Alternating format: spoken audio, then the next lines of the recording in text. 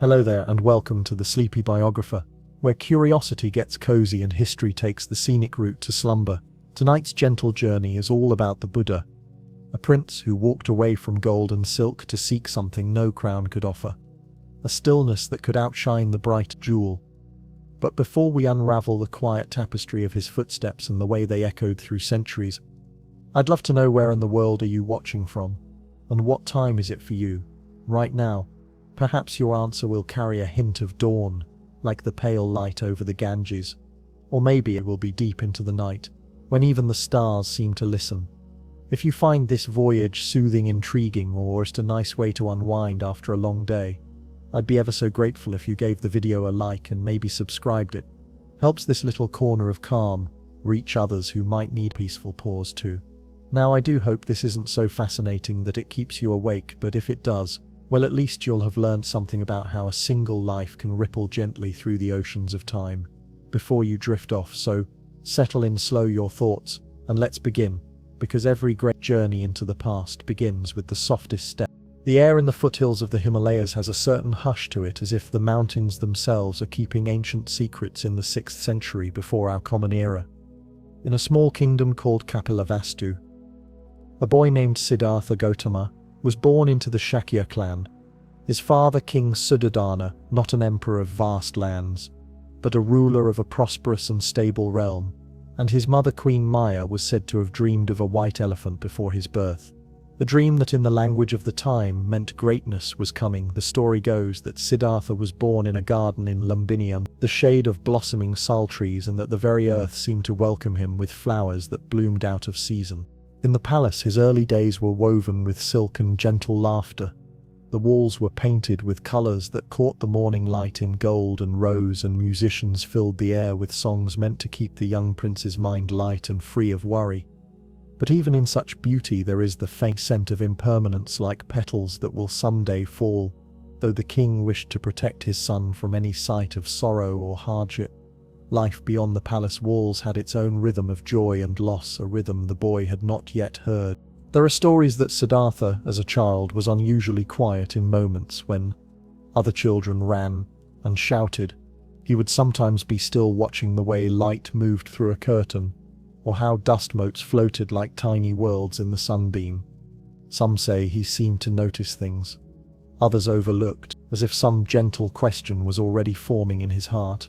The seasons turned gently in Kapilavastu. The monsoon rains would wash the palace gardens clean, and the dry season would leave the air crisp and filled with the scent of flowering trees. And all the while, the prince grew in grace and learning. His teachers taught him the skills of a nobleman, riding debate. But these were the leaves of a tree whose roots had yet to be tested. In these early years, we might imagine Siddhartha walking through the palace gardens in the cool of dawn, hearing the first calls of birds from the riverbanks, the sky pale and wide above him. And though he was surrounded by every comfort, perhaps he already sensed what many of us feel at quiet moments, that there is something more to life than the surface of things, a soft beckoning beyond the horizon of our daily routines. If we could pause here, as the young prince does before his life's great turning, we might see the palace not only as a place of luxury, but as a cocoon, one that will someday open to let him meet the world in all its beauty and its suffering.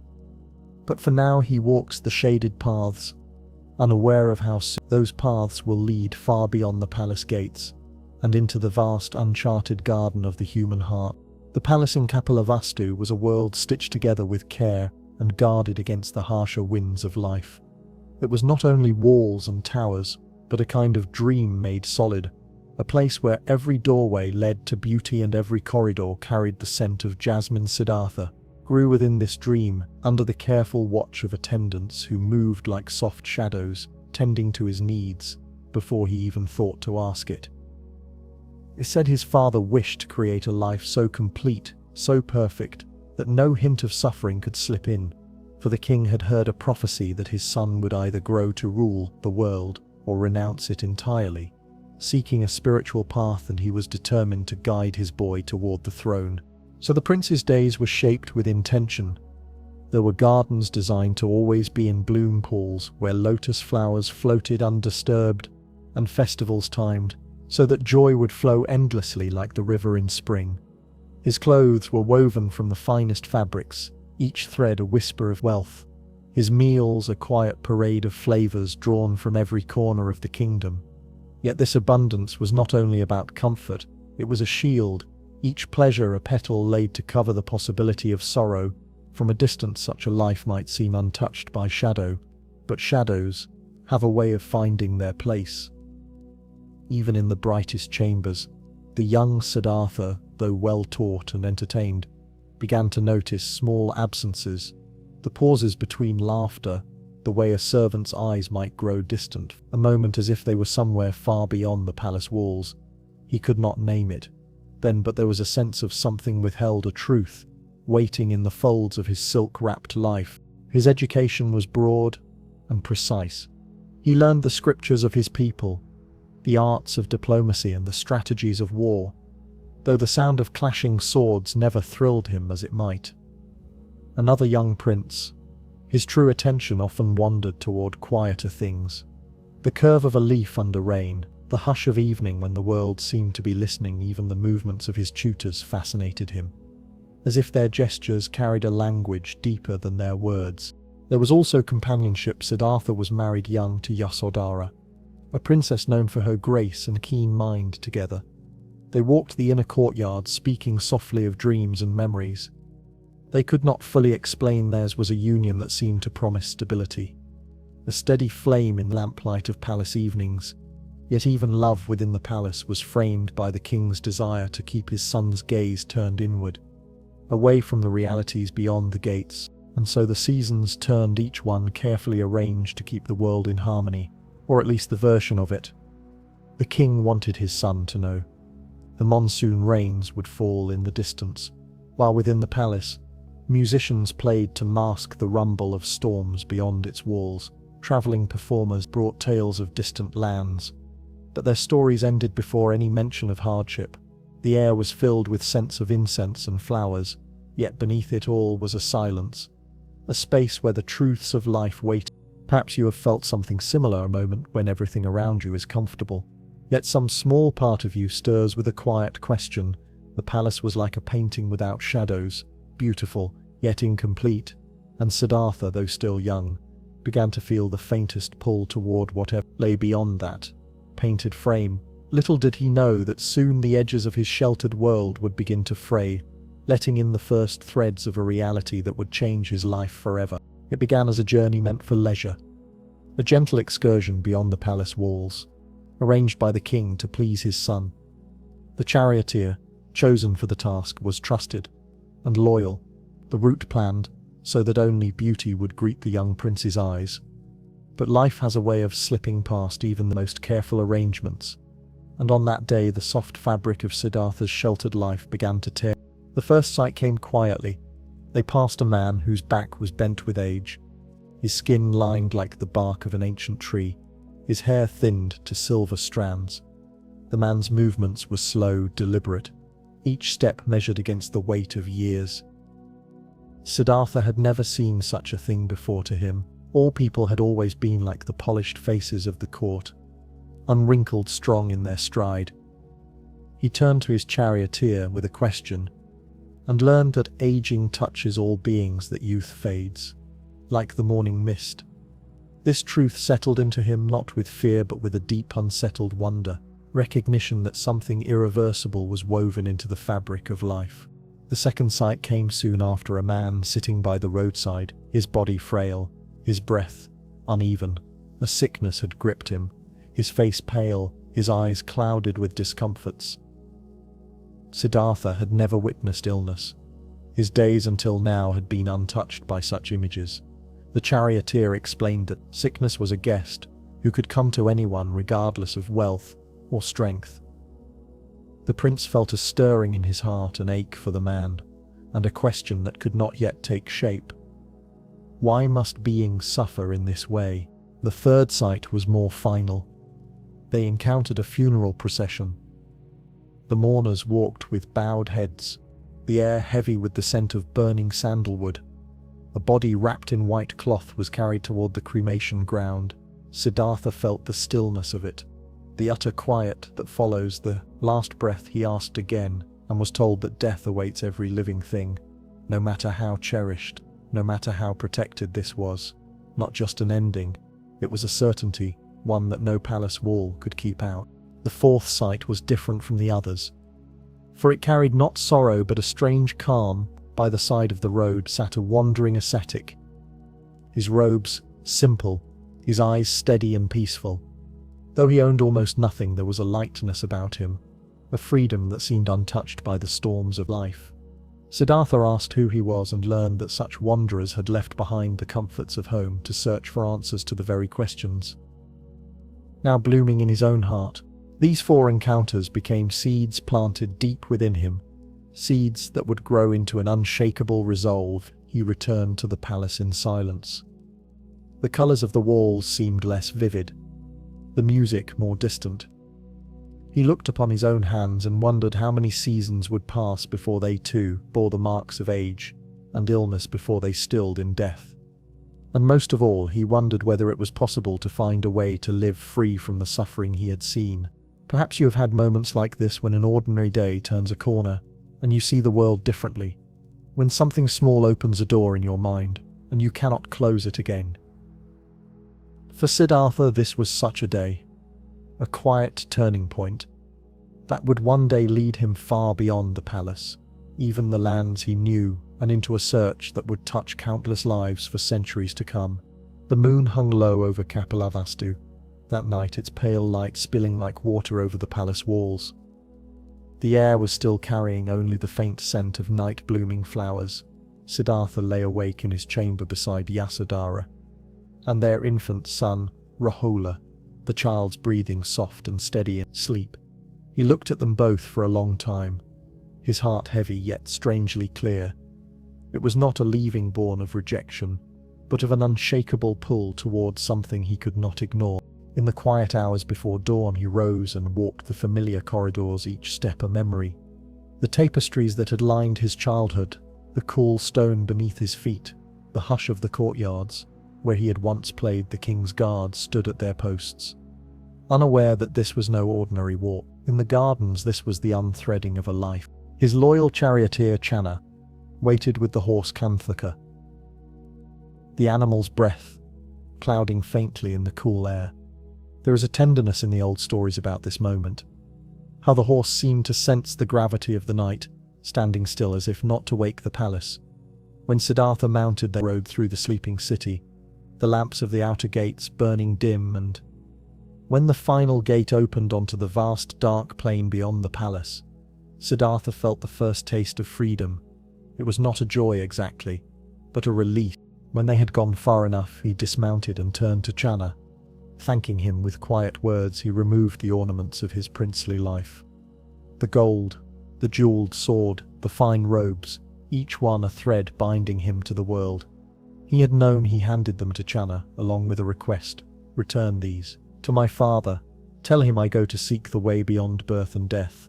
Then with a small knife he cut his hair, letting the black strands fall to the earth, the sound almost lost in the night. He dressed in the simple robes of a wanderer and took his first steps as a seeker. The earth beneath his bare feet, cool and unfamiliar ahead, lay forests and villages, places where no one knew his name, and the path he chose held no promise of comfort or return. Still, he felt in those first moments the strange lightness of carrying nothing but the question that now guided him. In stories passed down through generations, this night is remembered as the Great Renunciation. A prince leaving behind not only his wealth, but the web of expectations that had shaped his every day. It is an act both impossible and deeply human, for who among us has not wondered what it might be like to set down everything and walk toward an unknown truth? The road ahead was long and filled with trials, yet in that first stretch of darkness between the palace and the horizon, Siddhartha was already becoming something new. His identity, no longer fixed to his birth or his title, but to a journey that would lead him toward the heart of suffering and the possibility of release. And so the prince became the pilgrim, the night closing gently around him, as if to guard this first step into the boundless. The days that followed his departure unfolded like an unfamiliar map. Each village, A new cluster of voices and faces, each forest a cathedral of green and shadow.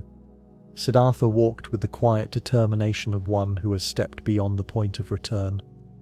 The air outside the palace walls was thick, with scents he had never known, the damp earth after rain, the smoke of cooking fires, the faint sweetness of wild blossoms in the breeze. Each night he slept under the open sky, feeling the vastness above him, a reminder of how small and brief a human life truly is. Word spread quickly of a wandering man of regal bearing who sought no wealth and asked only for guidance.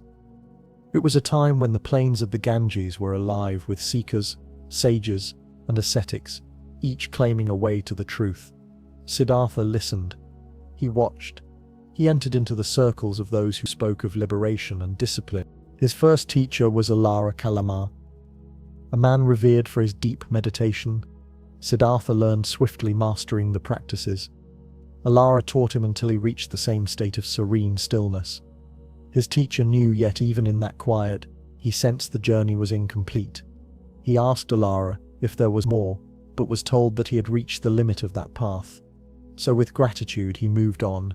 The second teacher was Uddaka Ramaputta, who guided students into refined states of awareness.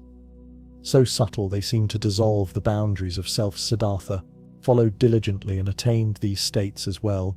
Yet again he felt a soft but certain truth pressing in: this too was not the end, for while the mind could be stilled, suffering remained like an ember beneath cool ash. And so he bowed to his teacher and walked away once more. There is something both humbling and noble in this kind of seeking to give oneself fully to a discipline, and then to leave it behind when it does not reach the root of the question.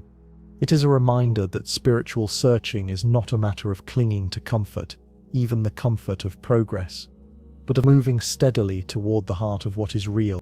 Along the way, Siddhartha met other wanderers.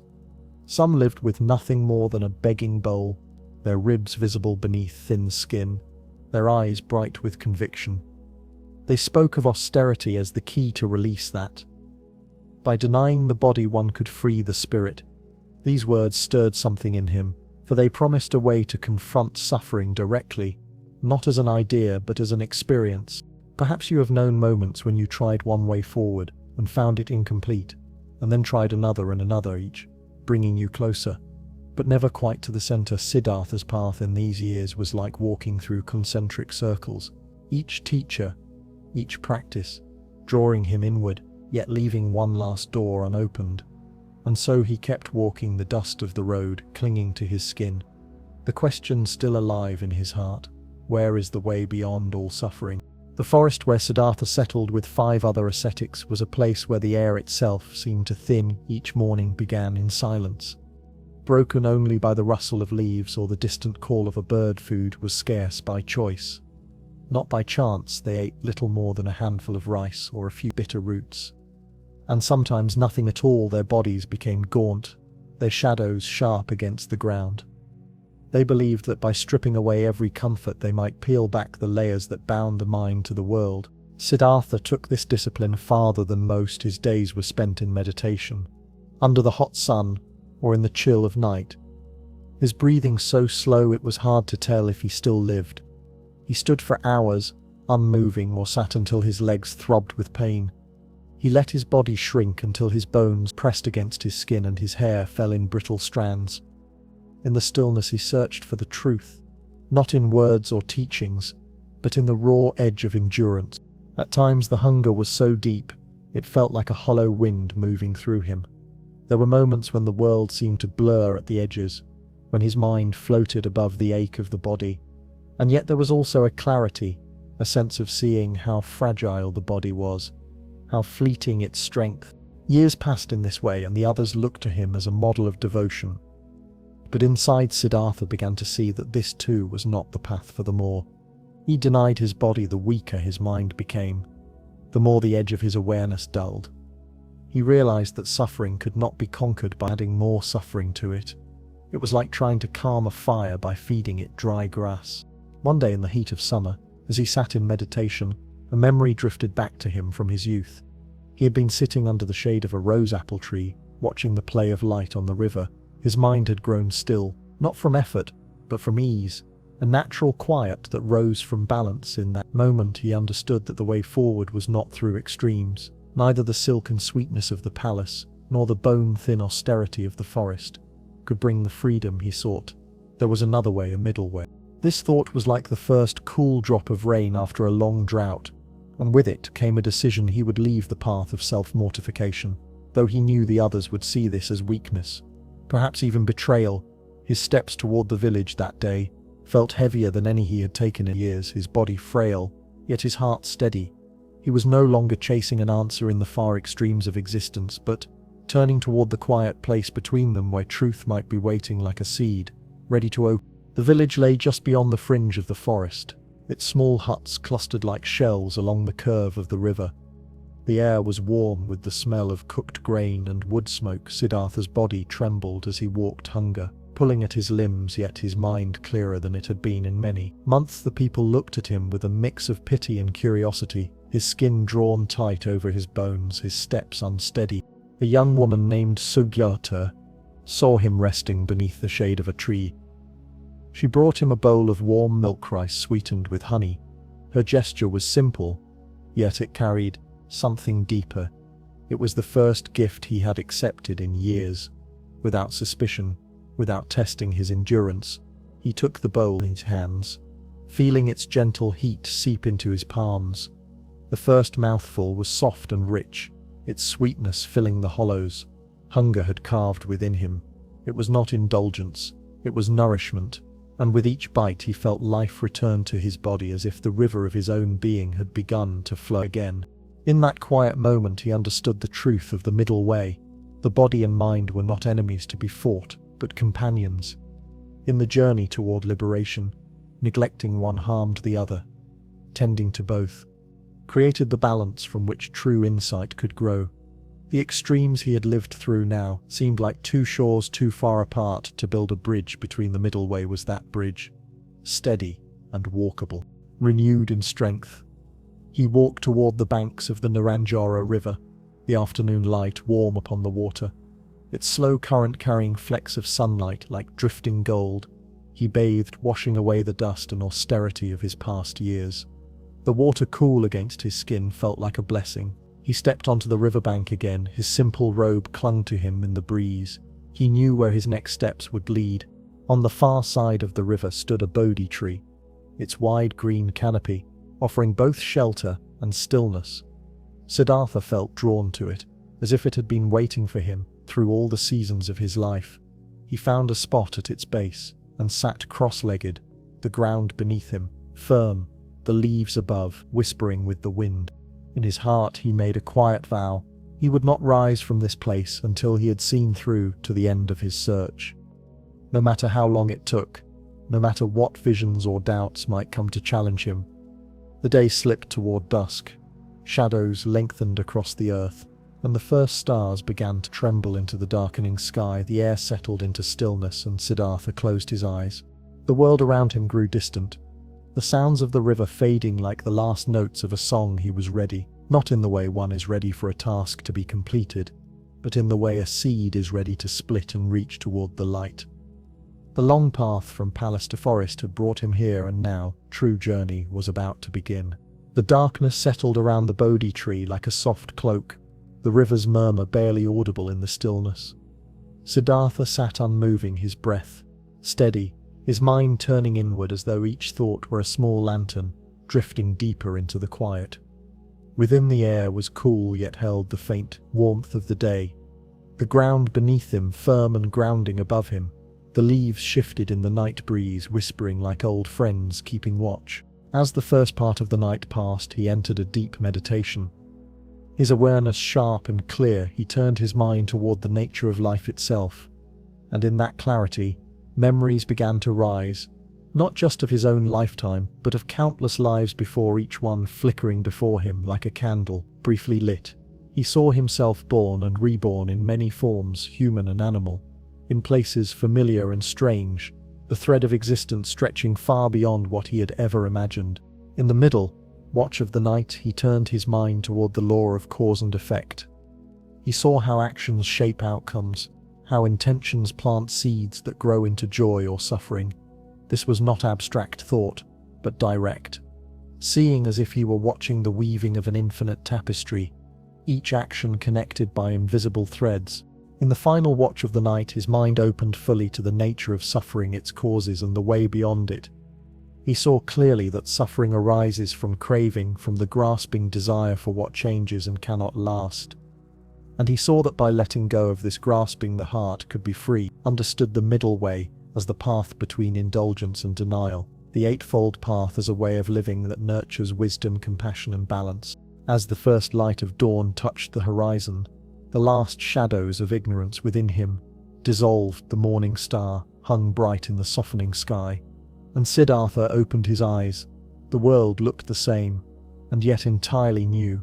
The colors more vivid, the air itself alive with quiet presence. He had awakened not to some distant truth, but to the reality that had always been here, waiting to be seen. Beneath the Bodhi tree he sat in stillness for some time, the smile touching his lips, not of triumph, but of deep peace. The long search, the countless steps, the trials and questions had led him here, to the end of seeking and the beginning of teaching. For now he knew that what he had found was not his alone to keep. It was a truth that could light the path for others, just as surely as the dawn was now lighting the banks of the Niranjara. The tree's broad leaves shivered in the morning breeze, and it seemed to Siddhartha that the whole world was breathing with him in that moment, not as separate lives, but as one great pulse of being. The prince who had left his palace was gone. The ascetic who had starved himself was gone. In their place sat the Buddha, the awakened one, his heart steady, his mind clear, his compassion as boundless as the sky above. The days after his awakening were quiet ones. Siddhartha remained near the Bodhi tree, his mind resting in the clear space he had discovered. The stillness was deep, yet not empty.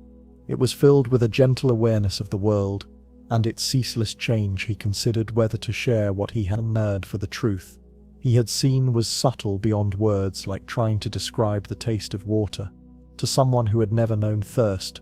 But as he reflected, he felt the pull of compassion stronger than the ease of solitude. He knew there were those who, like him, carried a quiet question in their hearts, and for them he would speak. His thoughts turned to the 5 ascetics who had once practiced alongside him in the forest.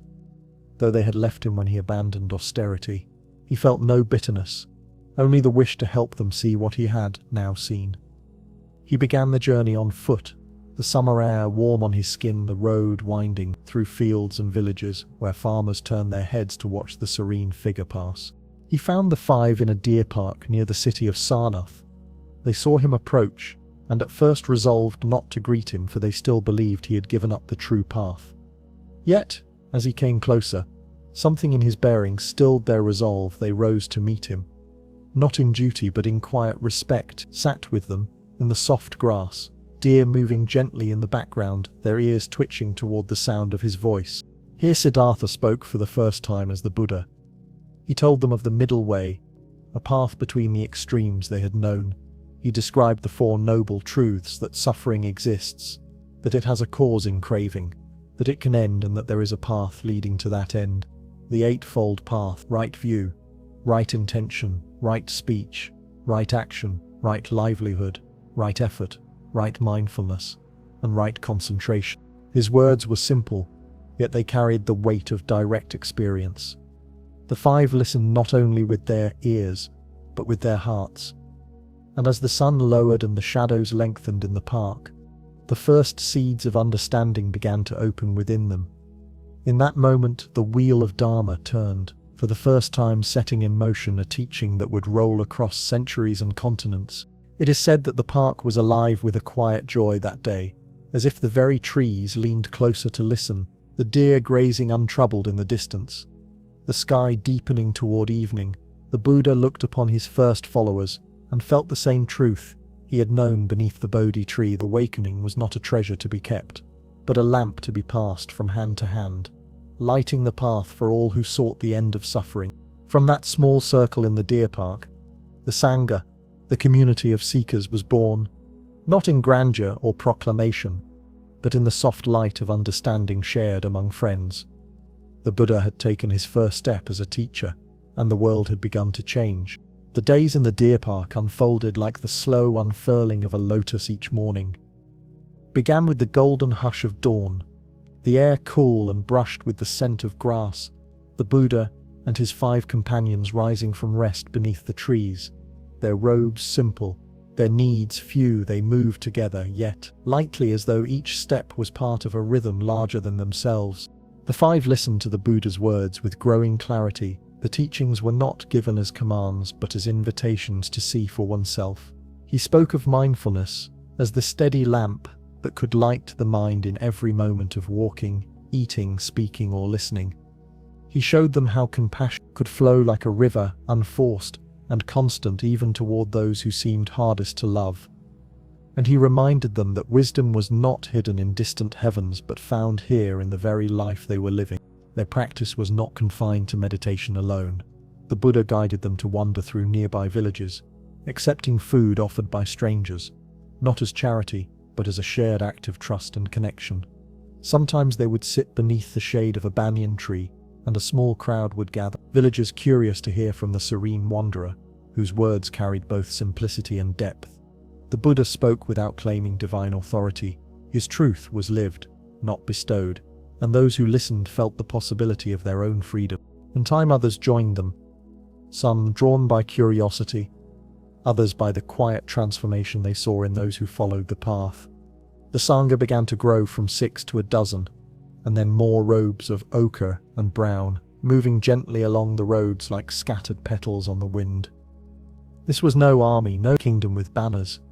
It was a fellowship bound by a shared vow to seek the end of suffering and to help others along the way. The Buddha's presence was a steadying center, yet he never set himself apart.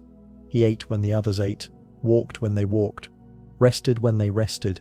His humility was a teaching in itself, for in the eyes of the world he had once been a prince, and now he owned nothing more than a robe, a bowl, the truth he had found. In the evenings, as the sun dipped low, the Sangha would gather around a small fire or beneath a stretch of starlit sky. The Buddha would speak in parables, gentle stories drawn from the rhythms of farming, the habits of animals, the turning of the seasons. In these simple images lay truths that even a child could understand, yet that could unfold endlessly for those ready to look deep. Perhaps you have known such a circle in your own life, a gathering where presence itself was the gift, where the company of those around you felt like sitting within a quiet light. The Sangha in its earliest days was such a place, a living reminder that awakening was not a solitary peak to be climbed alone, but a path that could be walked together, each person a mirror for the others, each step part of a shared journey toward freedom.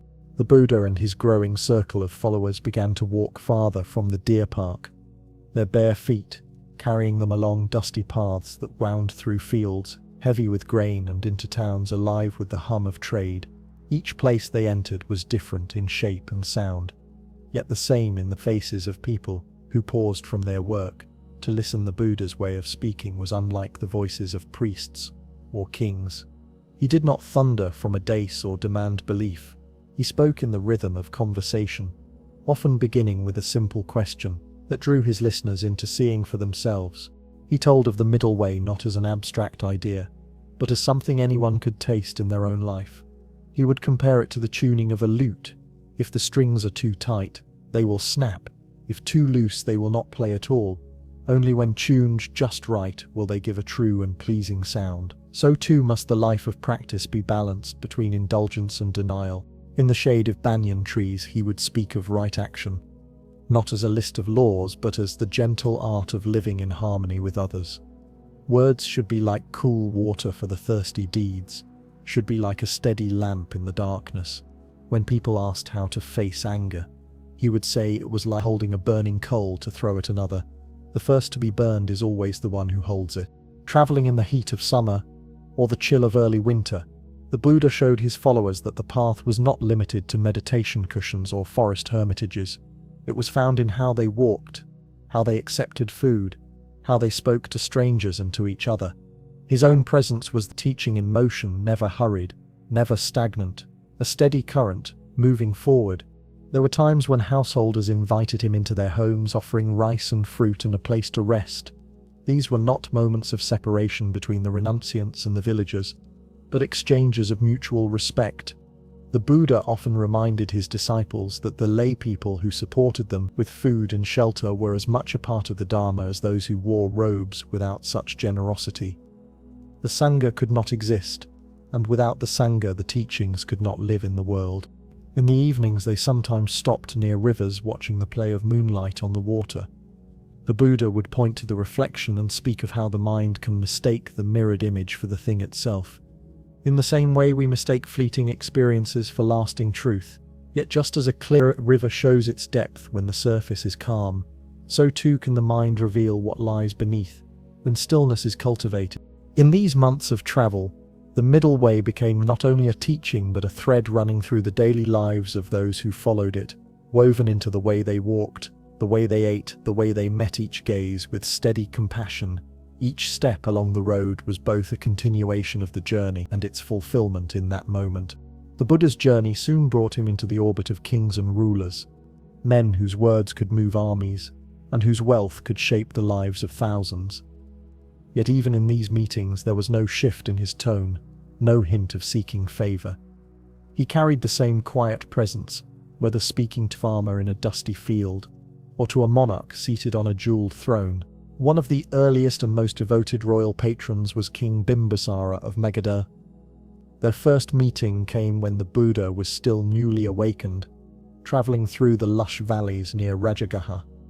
The king had heard of a serene wanderer whose words carried uncommon depth, and he rode out with his retinue to see for himself when he found Siddhartha seated beneath the shade of a tree. The king was struck not by grandeur, but by the air of peace that seemed to radiate from him.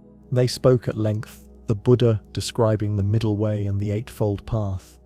The king listening with the attentiveness of one unaccustomed to hearing truths that could not be commanded into being in the end. Bimbisara offered the Buddha and his Sangha a monastery on the bamboo grove outside Rajagaha, a place where they could rest between journeys and teach those who sought them out. This gift became one of the first fixed dwellings of the Sangha, a quiet refuge woven into the pattern of their wandering life. Other rulers followed, each drawn for different reasons. Some by curiosity, others by the hope that the Buddha's counsel might bring harmony to their courts. He met kings who ruled with justice, and those who ruled with fear, and to each he spoke without flattery or avoidance. When asked how to rule wisely, he would say that a ruler's first duty was to protect his people as a mother protects her only child. That greed and cruelty planted seeds that would return to the hand that sowed them. Sometimes his words reached beyond the palace walls, shaping not only the ruler but the land itself. There are stories of kings who, after meeting the Buddha, released prisoners, reduced taxes, or ended needless wars, not because he ordered it, but because his teachings had shifted something deep within them. Yet the Buddha never lingered long in royal company, for he knew that his path was not to dwell in courts, but to walk among all people in every place, from the humblest hamlet to the busiest capital. His encounters with kings were like brief intersections of two rivers flowing in different directions, touching for a moment before moving on. Still, these meetings carried a quiet significance. They showed that the Dharma was not confined to the poor or the learned, or the secluded monk, but could touch anyone willing to listen, even those accustomed to bending the world to their will. For in the presence of truth, all stand on level ground. King, no greater than a beggar except in the weight of his choices and the reach of his compassion. As the seasons turned and the Sangha's journeys carried them across the fertile plains and forested hills, the Buddha's compassion became the thread running through every meeting, every teaching, every quiet act. Along the road it was not a compassion born of sentiment or passing kindness, but something steady like the deep current beneath a river, a presence that held both joy and sorrow without turning away from either. He treated the poor and the wealthy, the learned and the unlettered with the same calm regard. When a child came shyly forward with a gift of a single flower, he accepted it with the same warmth as he did a king's offering of an entire monastery to him. The value was never in the size of the gift, in the heart that offered it. The Buddha's compassion extended far beyond human circles. There are gentle tales of him pausing mid-journey to tend to an injured bird or to guide a trapped animal to safety. Once when his disciples asked why he took such care with creatures who could not understand the Dharma, he told them that all beings fear pain and death, that all beings cherish their life, and that in recognizing this we see the shared thread that binds us together. He spoke often of metta, loving kindness, as a practice to be cultivated deliberately, not only toward those who are easy to love, but toward those who are distant, unknown, or even hostile. He compared it to the way the sun shines freely on all, without asking who is worthy of its warmth. He urged his followers to sit quietly and send thoughts of well-being outward, like ripples on a still pond, touching friends, strangers, and even enemies with the same wish for their happiness and safety. His compassion was not without firmness when he saw harm being done. He would speak against it clearly, not in anger, but with the steady tone of one who sees the root of the harm and wishes to pull it out completely in this way. His compassion was both soft and strong, a hand that could soothe and also guide. Perhaps what drew so many to him was that in his presence they felt seen without judgment.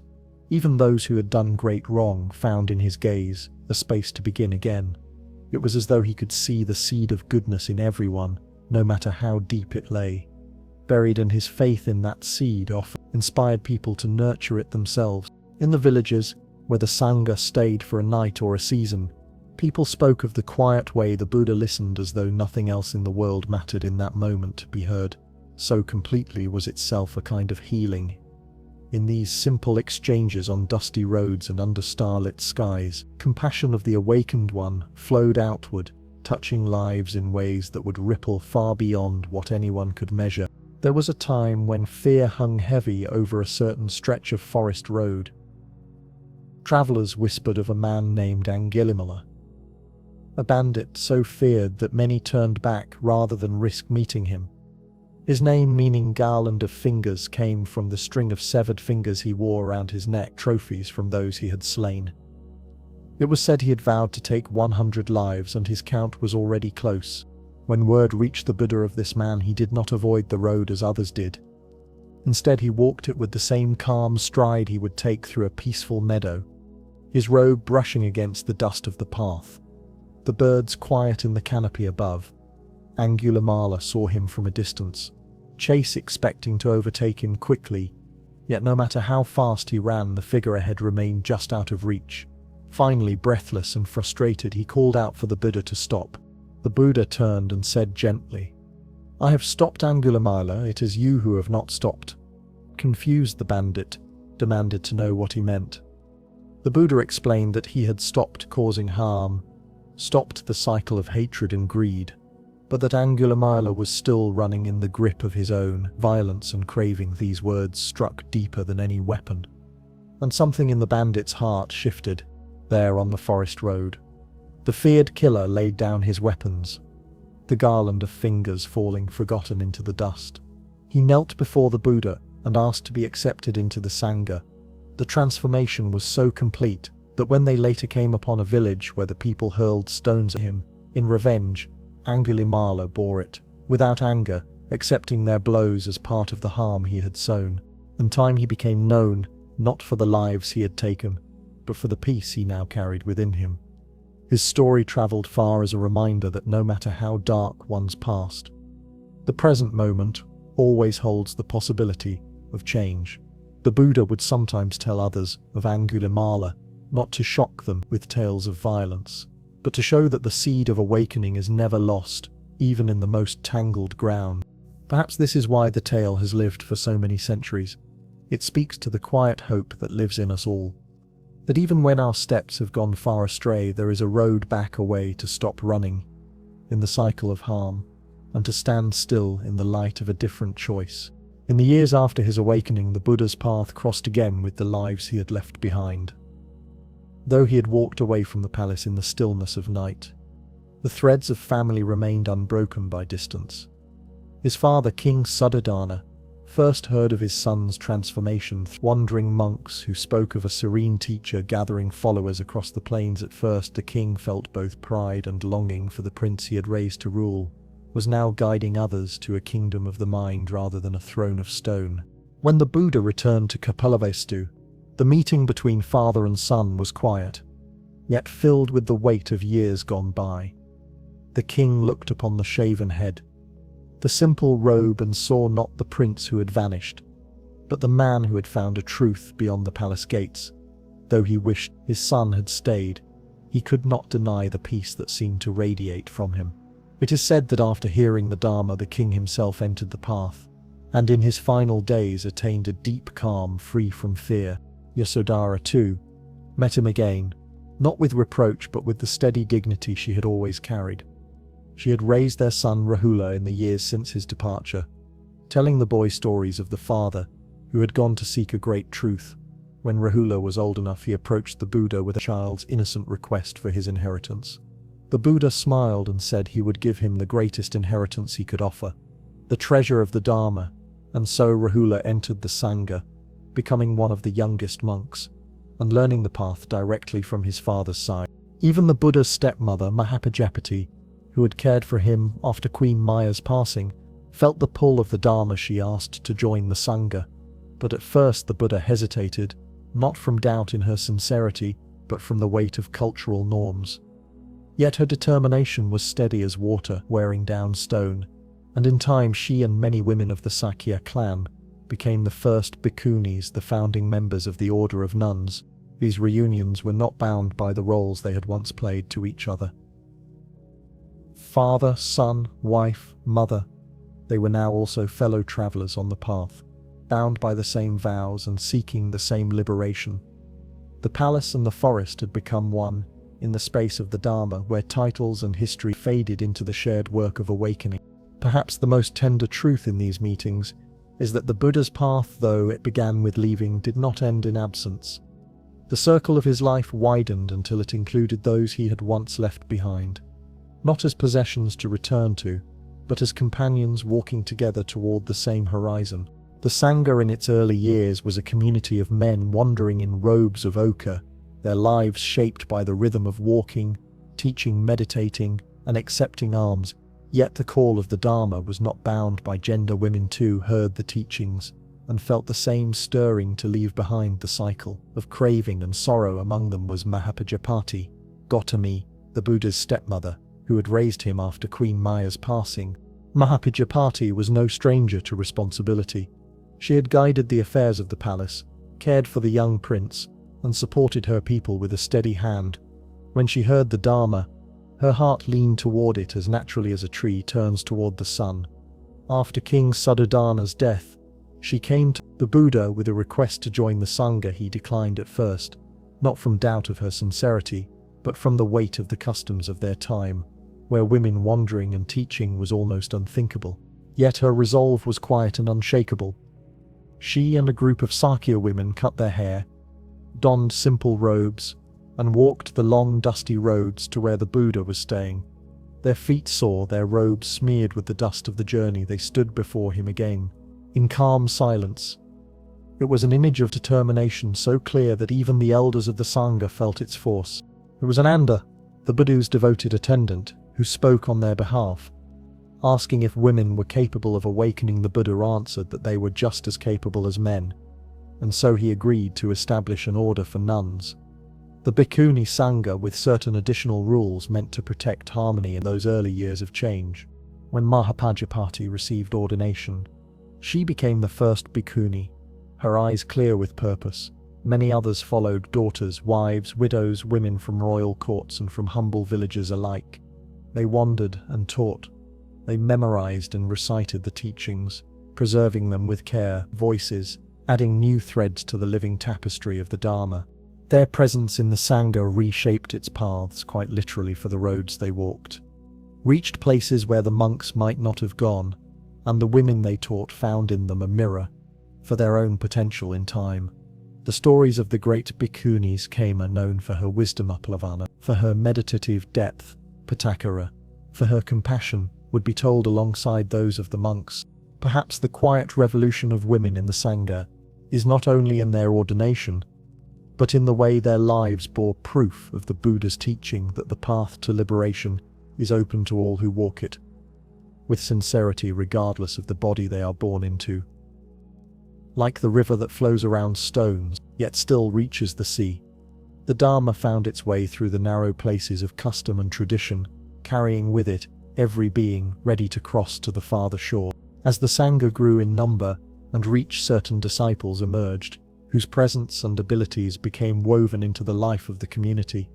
Each brought a different strength, like the varied instruments of an ensemble together, creating a harmony that carried the Buddha's teaching farther than one voice alone could reach. Sariputta was known for his deep wisdom, his mind like a clear mirror, able to reflect the truth in its purest form. He could take a subtle teaching and unfold it, step by step, until even the most complex ideas became simple to grasp. The Buddha called him his chief disciple. In wisdom, and those who learned under him often spoke of the gentle patience with which he guided them. Moggallana was Sariputta's close friend and counterpart, renowned for his meditative skill and the depth of his concentration.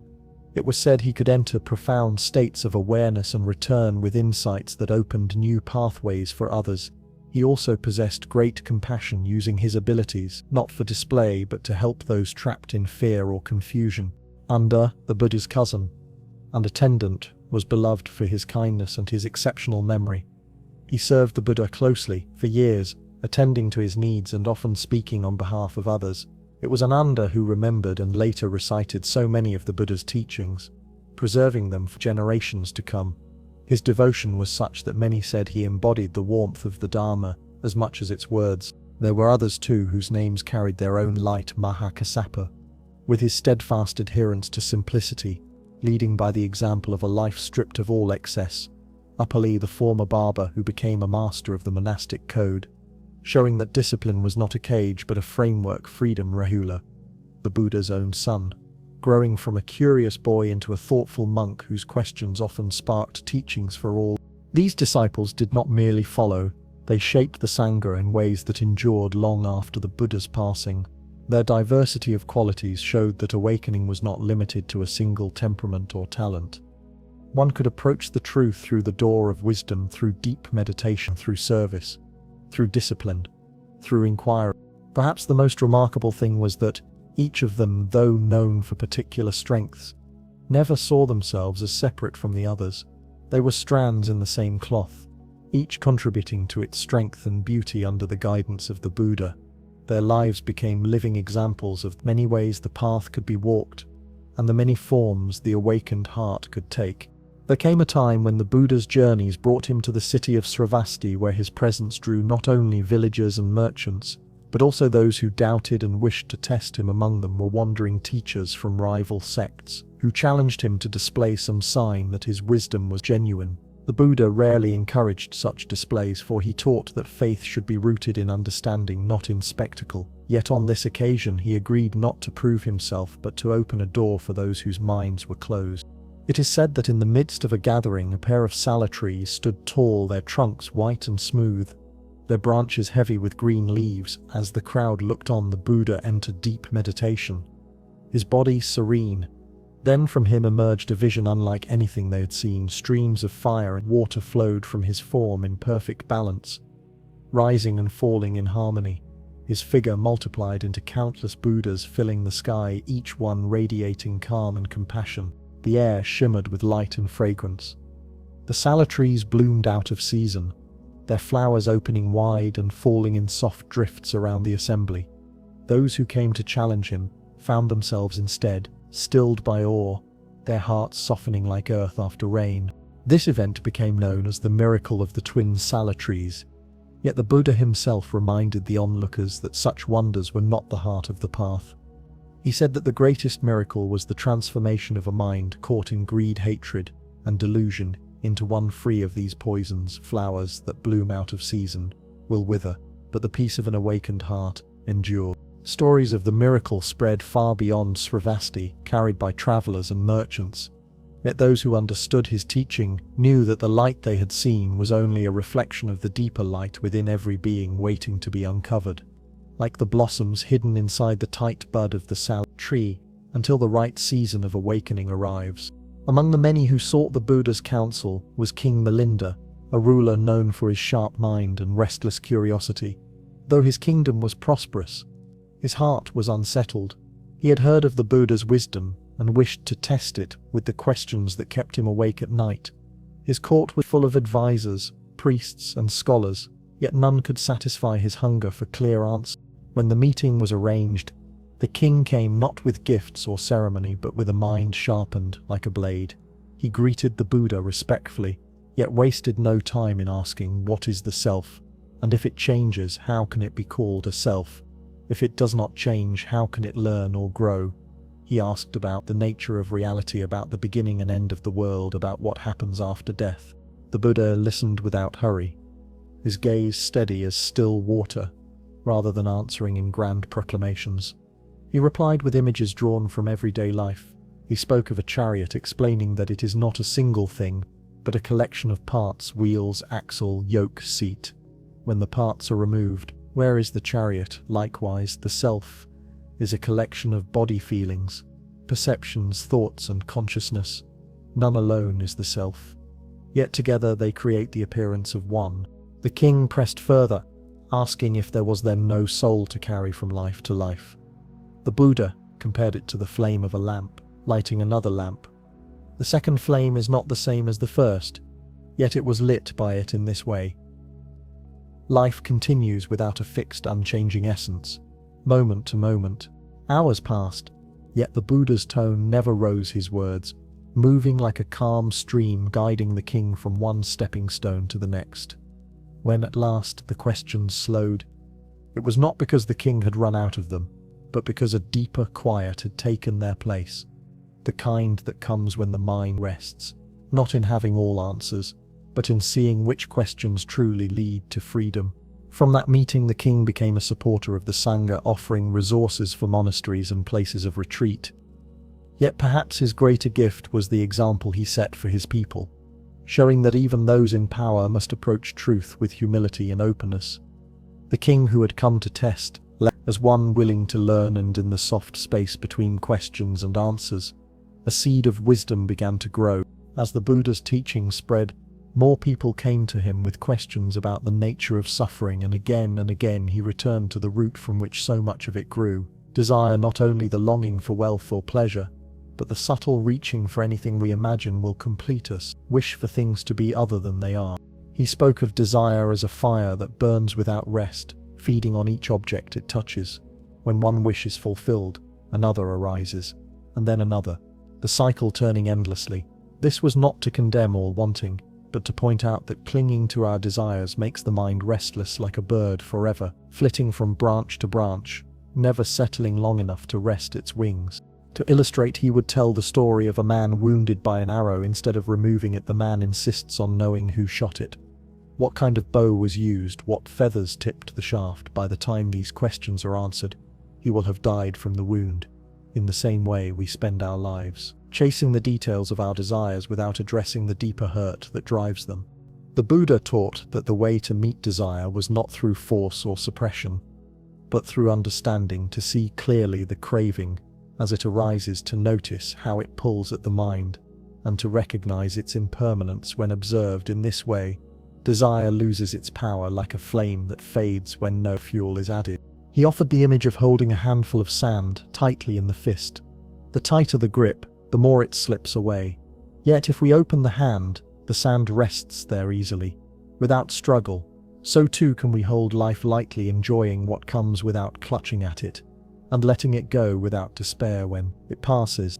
Disciples who practiced in this way found that their minds grew calmer, their relationships gentler, and their sense of well-being less dependent on changing circumstances. This freedom was not the numbness of indifference, but the ease of one who walks without the weight of constant want. In the quiet of the Sangha gatherings under banyan shade, or in the glow of the evening fire, the Buddha would return to this truth again and again, for the problem of desire was not bound to kings or beggars. It touched every heart, and in learning to meet it with awareness lay one of the surest steps toward liberation. Among the questions that came to the Buddha, perhaps none was more subtle than the one about who or what we truly are.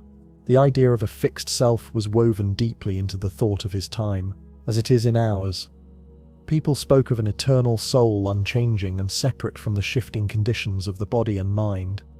But the Buddha invited his listeners to look more closely at their own experience. He spoke of the self as something we imagine by weaving together 5 strands: the body, sensations, perceptions, thoughts, and consciousness.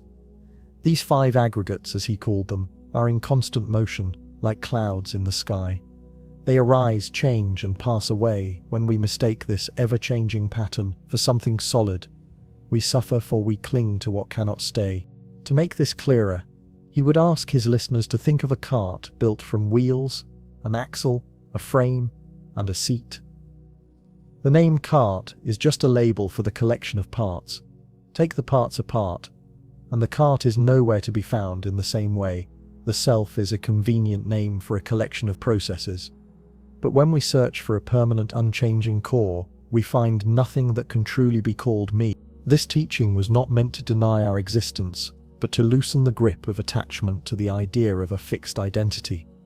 For when we see that the self is fluid, we become less bound by pride or shame, less caught in defending an image of ourselves, and more free to respond freshly to each moment.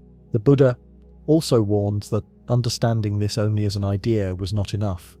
It had to be seen directly in meditation, watching how sensations arise and fade, how thoughts come and go, how even our sense of who we are shifts, depending on mood, memory, and circumstance. As this insight deepens, the fear of change begins to soften, for we realize that change is not the loss of self, but the nature of life itself. Disciples who grasped this teaching often spoke of feeling as though a great burden had been set down, the burden of constantly protecting and proving a self that was never as solid as they believed. In its place came a lighter way of being, one that moved easily through the world, like a reflection water, clear yet without weight. In this way, the teaching on the nature of the self became one of the pillars of the Dharma.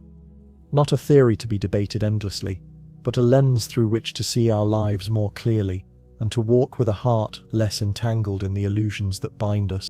The Buddha's teachings were not meant to live only in the quiet of meditation halls or under the shade of forest trees. They were threads to be woven into the fabric of daily life. For the Dharma was not separate from the world. It was the way of meeting the world moment by moment with clarity and compassion. In villages, the Buddha taught householders how to practice generosity, not merely as the giving of material things, but as a habit of the heart, to share food, knowledge, or comfort without clinging to the act or expecting reward. He spoke of right livelihood, urging people to choose work that did not bring harm to others, and to carry out their tasks with honesty and care. Farmers learned to tend their fields with mindfulness, noticing the feel of the soil, the rhythm of the seasons, and the life that moved unseen beneath the surface. Merchants learned to trade fairly and to let go of the restless greed that could sour even the most successful ventures. Parents learned to raise their children with both love and discipline, understanding that guidance given in anger was like watering a plant with boiling water. The Buddha himself lived these teachings in small ways as he walked from place to place. He greeted people with respect, no matter their station. He accepted the humblest offerings with the same grace as the grandest feasts, and he listened deeply to whoever spoke to him, whether they came with praise or criticism. Monks and nuns in the Sangha practiced the Dharma not only through study and meditation, but in how they walked together, how they shared their food, how they cared for the sick among them. In this way, the Sangha itself became a living demonstration of the teachings, a moving reminder that the path to liberation could be walked in the midst of community, not just in solitude. There were times when the Buddha addressed disputes between neighbors or within villages. He did not impose rulings like a judge, but guided those involved to see the roots of their conflict, often helping them find a resolution grounded in understanding rather than in winning or losing. The Dharma in action was like a lamp carried into the marketplace, its light falling on goods and coins on hands, exchanging them on the faces of buyers and sellers, showing that even in the busiest places, the path was still present, waiting for each person to notice it and take the next step toward peace. Each year, when the monsoon rains swept across the plains, turning roads to rivers and fields to shimmering lakes, the Sangha would pause in its wandering. This season, known as the Vassa or rain retreat, became a time of stillness and renewal for both body and mind. Monks and nuns would gather in one place, often a monastery or sheltered grove, their days shaped by the steady rhythm of study, meditation, and simple communal tasks. The retreat was practical in its origin during the heavy rains. Travel damaged crops and risked harming the small creatures that thrived in the wet earth. By staying in one place, the Sangha honored its commitment to non-harm. Yet over time, the Vassa became more than a season of rest. It was a time to deepen practice, to turn the gaze inward, after months of meeting the ever-changing world on the road. In the quiet of these months, the Sangha would rise before dawn, their chants mingling with the sound of rain tapping on leaves. They would meditate in the dim light, then share a simple meal, often offered by nearby villagers who came through the mud with baskets balanced on their heads. Afternoons for teaching, reciting the Dharma, and mending robes. Evenings brought more meditation, and the soft hum of voices reflecting together on the day. The Buddha often spent the rain retreats with his disciples, using the slower pace to offer more personal guidance. He would speak with small groups or one-on-one, helping each to untangle doubts and refine their understanding. Stories and parables flowed easily in this season, drawn from the life of the forest, from the patterns of the rain itself. He likened the mind in meditation to a pool of water that clears when no new ripples disturb it. For the lay people living nearby, the Vassa was also a time of connection. They could visit the Sangha regularly, bring offerings and receive teachings in return. Many felt the presence of the monks and nuns as a blessing on their village, a reminder that the path to peace was not far away, but rooted in the same earth that nourished their crops. When the rains ended, the Sangha would resume its wandering with robes patched, minds refreshed, and the bonds between them strengthened by months of shared living. The Vassa was like the pause between breaths, a gathering of stillness before the next exhalation into the wide world, carrying the Dharma onward. As the years passed, the Buddha's hair thinned to silver, and the lines on his face deepened. His body bore the marks of decades of walking the dusty roads of the Ganges plain, yet his presence retained the same steady calm that had drawn people to him since his awakening. His voice was softer now, his pace slower, but his mind was as clear as the still surface of a lake at dawn.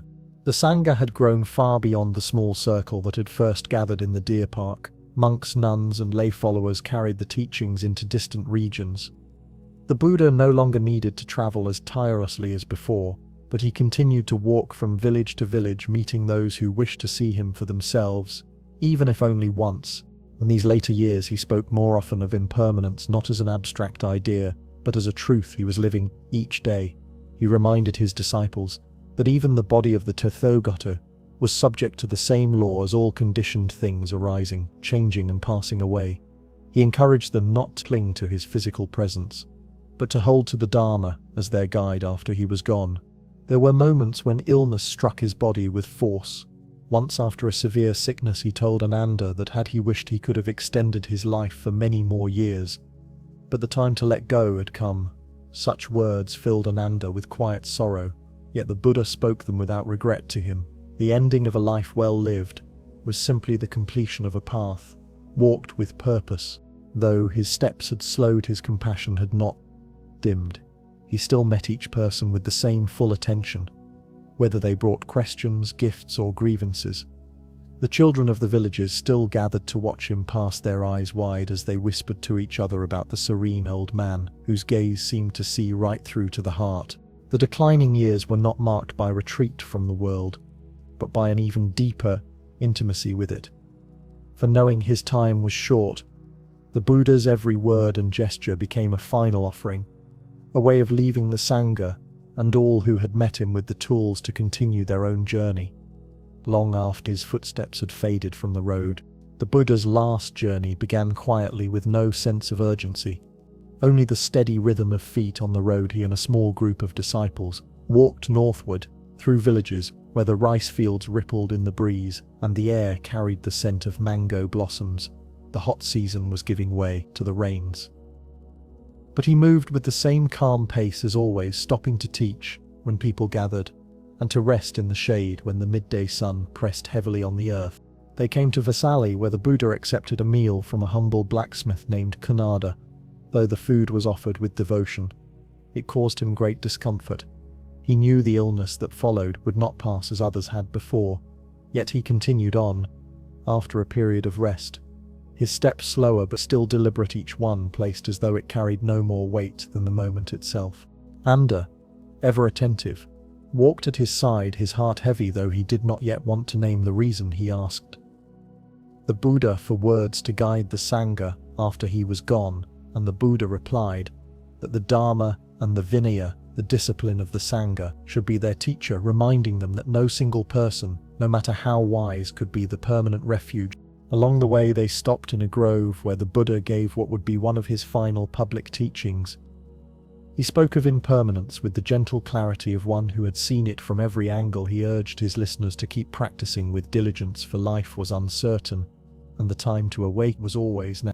The road led them eventually toward Kushinagar, a small town surrounded by groves of sal trees. The air there was still and warm, the light of late afternoon filtering through the branches, casting shifting patterns on the path. The Buddha seemed at peace, as though this place had been waiting quietly for him through all the years of his teaching. Those who walked with him sensed that the journey was nearing its end, yet there was no sense of fear in his bearing, only the deep ease of one who had lived fully and let go completely. The final steps toward Kushinagar were taken without haste, each one carrying the weight of a life that had begun in the palace. Wandered through forest and field, and was now coming to rest beneath the open sky. In Kushinagar, the Buddha asked to be taken to a grove of twin sala trees, their white trunks rising like quiet sentinels above the soft earth. The trees were in bloom, though it was not their season, their pale flowers falling gently through the warm air as though to mark the moment with their own silent offering. Here, he lay down on his right side, one hand supporting his head, his face turned toward the west, where the sun was beginning its slow descent. The monks gathered around him, some sitting in stillness, others unable to hide their grief. Ananda knelt close, his eyes wet. The Buddha spoke to them in a voice that, though soft, carried the same clarity it always had, reminding them that all things conditioned are subject to decay. He told them to be a lamp unto themselves, to take the Dharma as their guide, and to walk the path with diligence, for his presence in the body was ending. But the way he had shown was without end. As the light faded, the sala blossoms continued to drift down, mingling with the saffron robes of the Sangha. Messengers came from nearby villages, bringing lay followers who wished to see him one last time. Some wept openly, others bowed in silent reverence. Children peered from behind their parents' robes, their wide eyes sensing that something rare was taking place.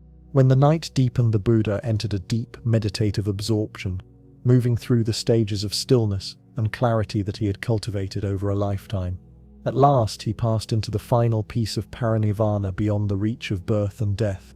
His breath stilled, his body unmoving, yet grove seemed to hold its breath, as though the trees, the earth and the stars themselves were pausing to honor the moment. In the hours that followed, the Sangha sat together in the moonlit grove, the air filled with the fragrance of the sala blossoms. They spoke quietly of his life and of the years they had walked at his side. There was sorrow in their voices, but also a steady undercurrent of gratitude, for they knew they had witnessed the life of one who had found and shared the way beyond suffering. The parinirvana was not an ending in the way most departures are. It was a reminder of the truth the Buddha had taught from the first turning of the wheel in the deer park, that all things arise and pass away, and that in meeting this truth fully, there is a freedom that no change can touch.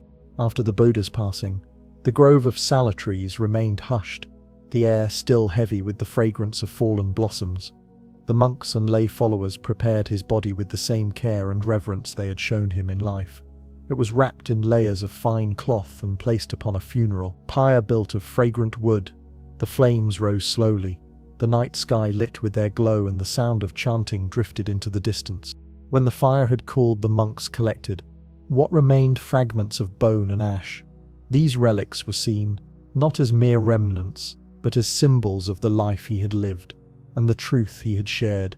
Kings and leaders from across the region sent messengers to request a portion each, wishing to enshrine them as a focus for devotion and remembrance. It was agreed that the relics would be divided equally into 8 portions, each placed in an urn and carried with ceremony to the kingdoms that had received them in each place. The stupa was built, a dome-shaped monument of stone or brick, sometimes simple, sometimes richly adorned. These became places where people could gather to reflect on the Dharma, to offer flowers and incense to remember the one who had walked the path to its end. Over time, the relics themselves were further divided and spread more widely, carried by monks and pilgrims across mountains and seas in distant lands. New stupas rose, some standing in quiet forest clearings, others at the heart of bustling cities, each one like a seed planted in the soil of another culture where the teachings would take root.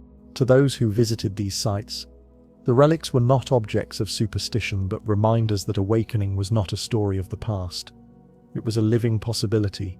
The stupa stood not only for the body of the Buddha, but for the mind awakened to the truth, unshaken by change.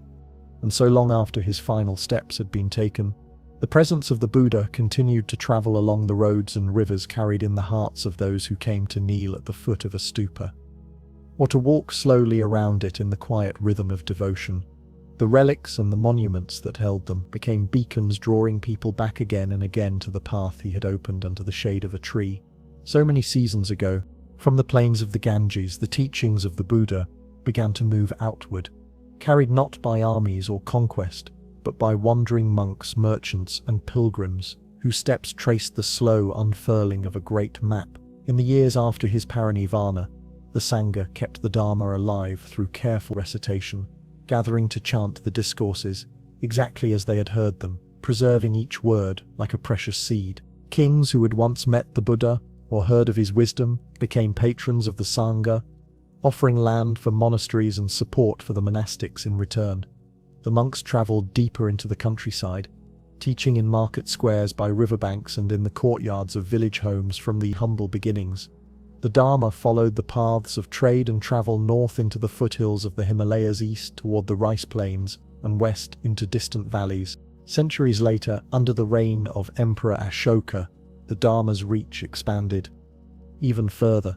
Ashoka, moved by remorse for the suffering caused by his earlier conquests, embraced the Buddha's path and sent emissaries far beyond India's borders.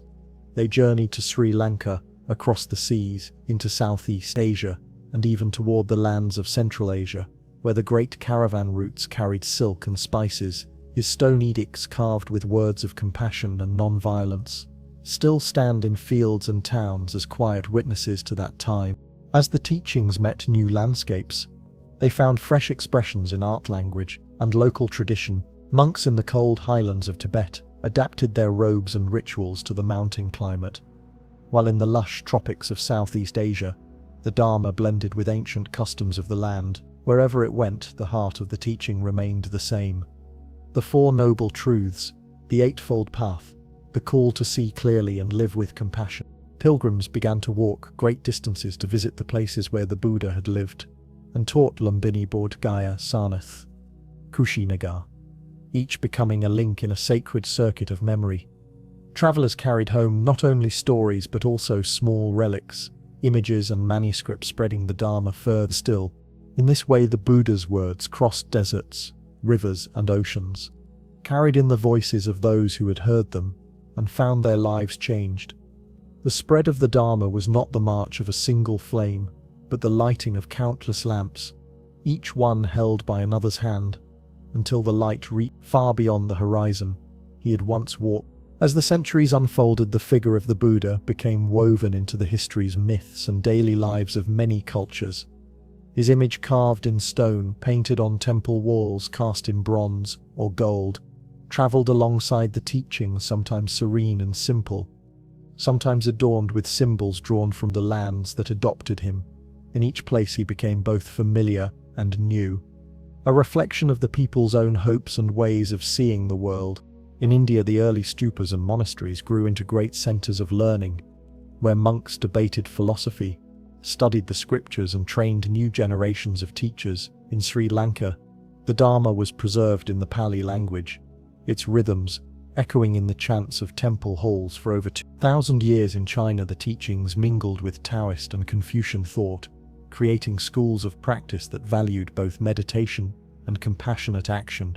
In Japan, they found expression in the spare beauty of Zen gardens, in the ringing of temple bells, in the quiet discipline of the tea ceremony. Stories of the Buddha's past lives, known as the Jataka tales, spread widely, told to children in villages and recited by monks during festivals. Each tale, a gentle lesson wrapped in the colors of local tradition. In some places, the Buddha was honored as a great teacher; in others, as a cosmic being whose compassion reached through countless worlds.